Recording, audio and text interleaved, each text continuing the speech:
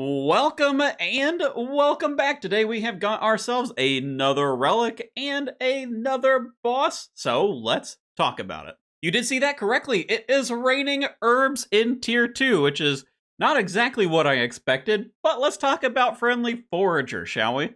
When you take this relic, you are going to get the little Forager's pouch. This thing is upgraded from last year, so it's going to be in line with the Silken Herb pouch, which holds 100 of each grimy herb.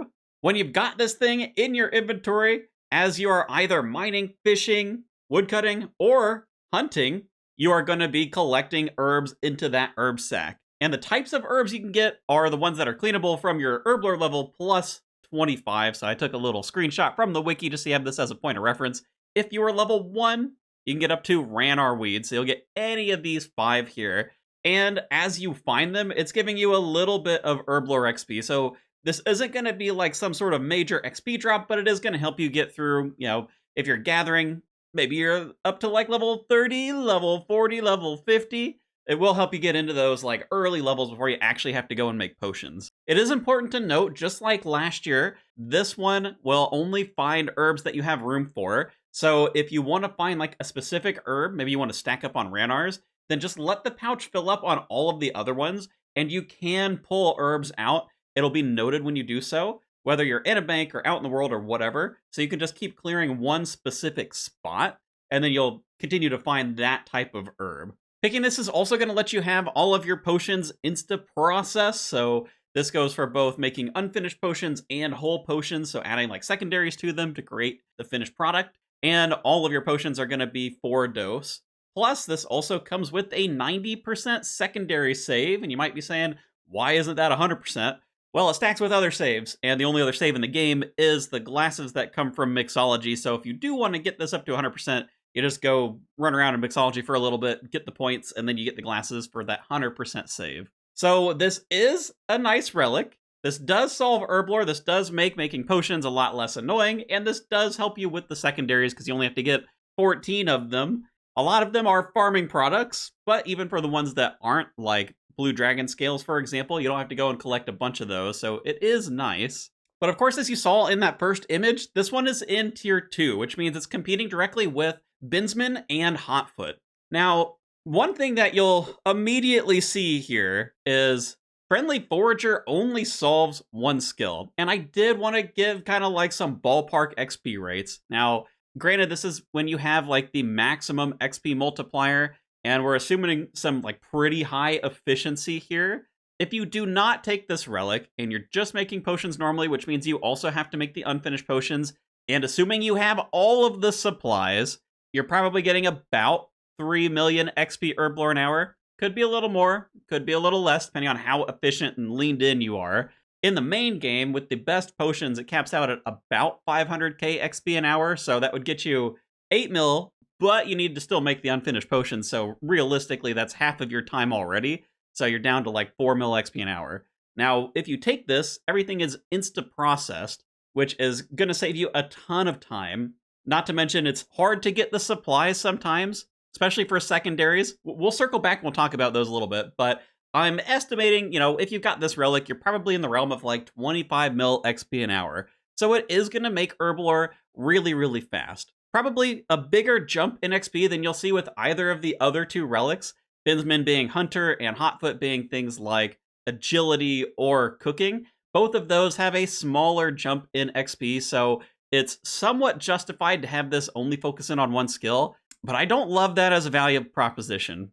Hotfoot, you're getting passive Agility XP, you're getting passive Cooking, you're getting passive Smithing, 3 skills. Even Binsman gives you at least 3 skills that you're buffed in, plus it's kind of helping you with herblore supplies anyway, because you get more loot from Hunter Rumors, and Hunter Rumors give you things like herbs, plus the seeds that you're getting there, so it's kind of tough for this relic, just given what the competition is doing.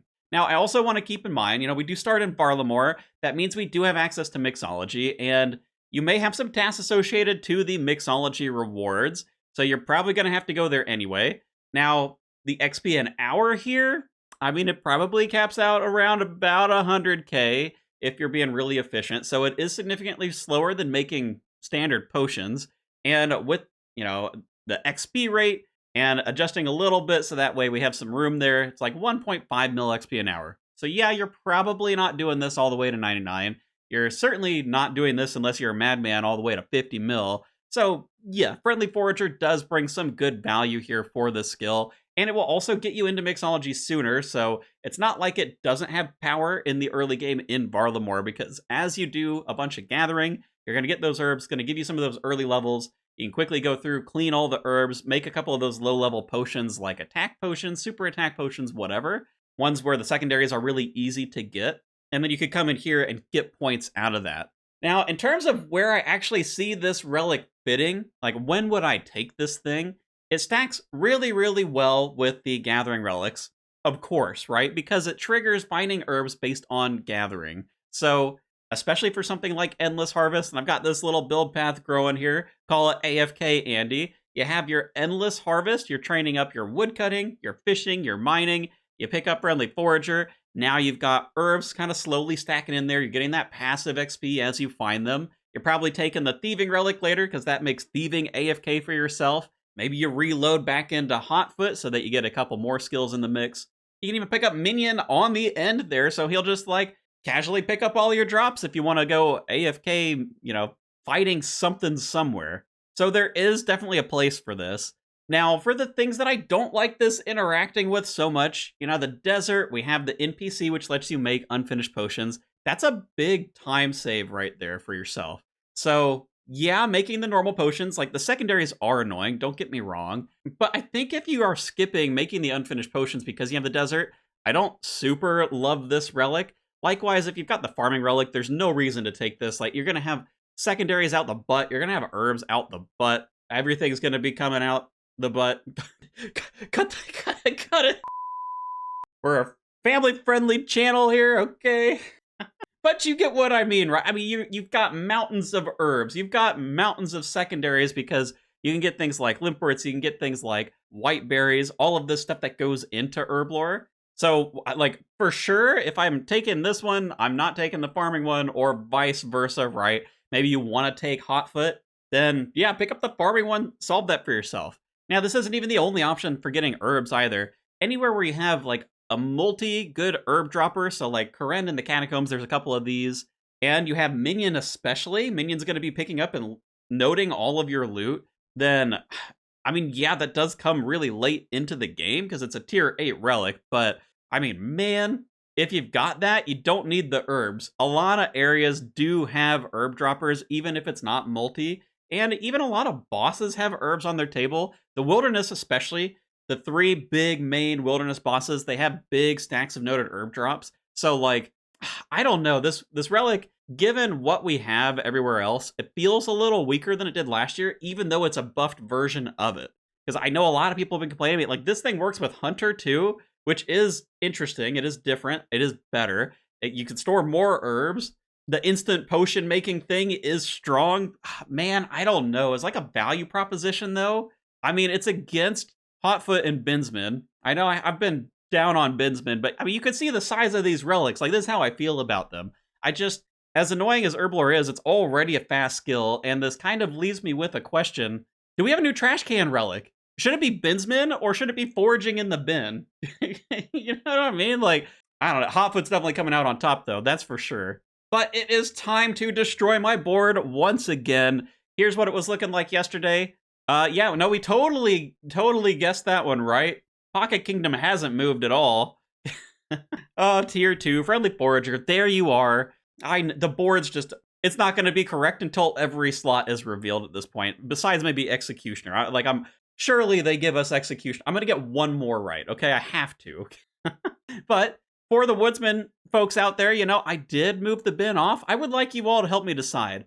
Do both of these get a trash can? Do one of these get a trash can? I'm going to have like a quiz somewhere down below. You just pick your answer. We're treating it like a poll today. But that is not the only reveal. We also got our Echo Boss, Episode 12, Jimmy. Now, Jimmy may end up being a very easy Echo... Well, hold on. Wait a minute. Yeah, no, they were kind of late on the reveal today, huh? But we got our Echo reveal. Look at this, we've got ourselves Echo Calphite Queen making a return, and it looks like the Drygore Blowpipe also making a return, although maybe it'll have a different color scheme or something. And here's what they had to say. The Calphite Queen Echo Boss returns with a familiar drop. Ignite your foes in stacks, and strike with the same cutting accuracy rolls as before, with a little fire emoji. Now, unlike the other areas, we have both things making their return. We've got Echo Calphite Queen. I think a lot of people really liked that boss fight last year. The desert doesn't exactly have a lot of bosses, so makes a lot of sense. And we've got the Drygore Blowpipe coming back, which, yeah, I guess it's there. There we go. Red Calphite Queen. Maybe we'll get like a red Drygore, who knows?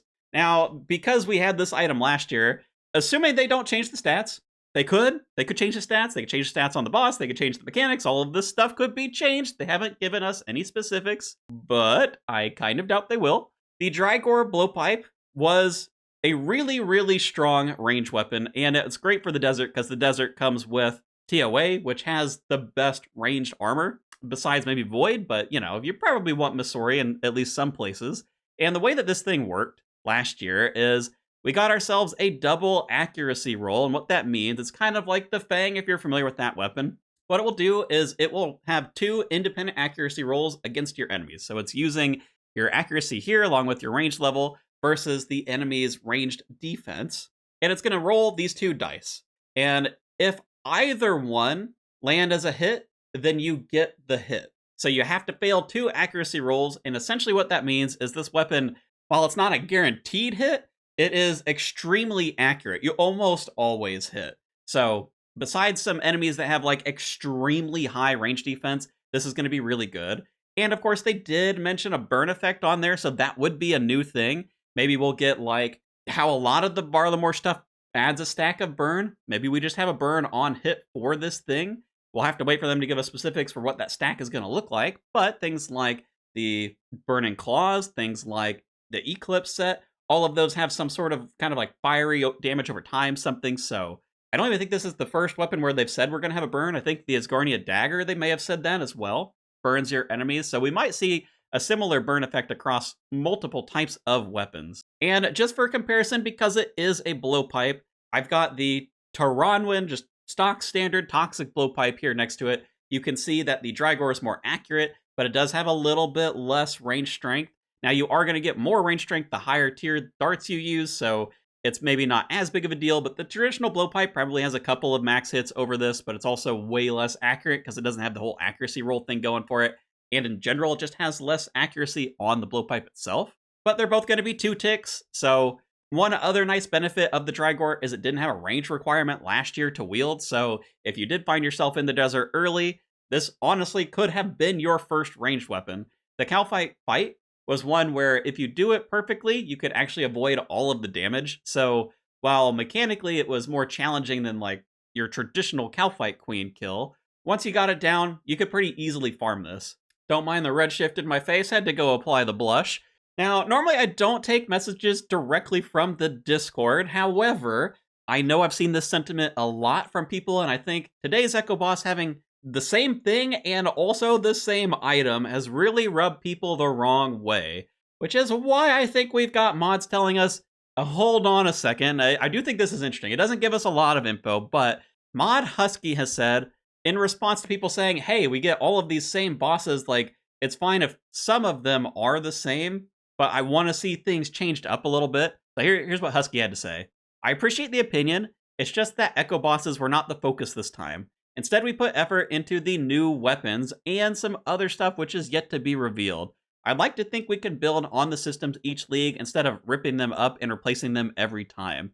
And we also had Sarni yesterday say, I just have the funniest feeling next week is going to be packed full of stuff. So, kind of looking like they're saying, everybody chill out. We still have combat masteries and some other interesting info coming. We'll have to see. They haven't given us stats on any of the weapons or items, so it's definitely a little hard to tell. I know combat masteries can make or break stuff, though thinking about the combat masteries from last year, would those have changed anyone's feelings on the weapons? I mean, maybe for like the attack speed rounding, but the actual effects?